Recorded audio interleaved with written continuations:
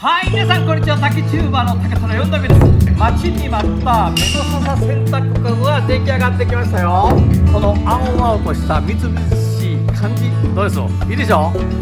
う。これはね、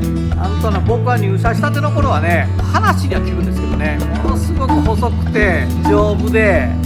こう毛羽立ちもなくって、まさに洗濯カゴのために生まれてきたような竹があるんだよみたいな話をね聞いたんですけどね、なかなか見ることなくて3年間見なかったんです。だから幻のカゴとも言われていたメゴササなんですが、県外ではですね、オカメザさんとかね、神楽笹なんていう呼び方が一般的かもしれないんですけど、高知はねメゴササと呼ばれて、昔からこういった洗濯カゴ、あるいは茶碗カゴに多用されている竹材の一つですね。このみずみずしいこの青々としたうちはね、ものすごくこう繊細で柔軟性があって、粘りもあってね、カゴに編みやすいんですよ。ところがこれが乾燥してくると、もう本当にカッチカチに固まって曲げることもできない、ポキポキ折れてしまう。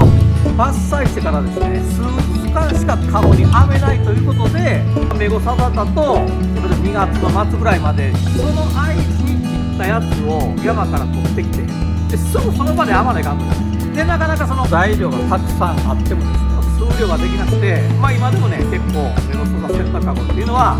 たくさんできないカゴの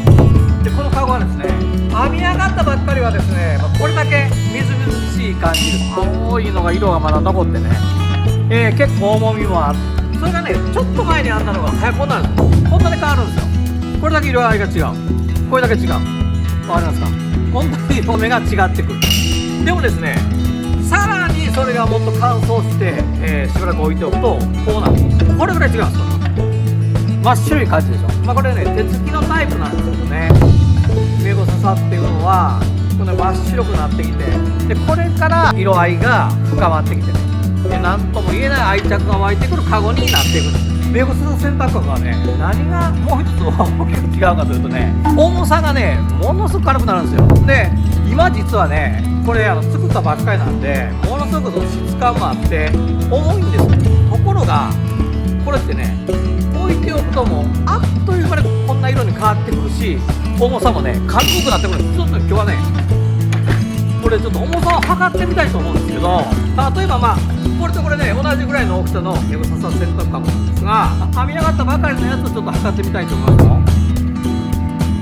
822g ありますね。そしたらこのちょっと前に編んでちょっともう色目乾燥したやつ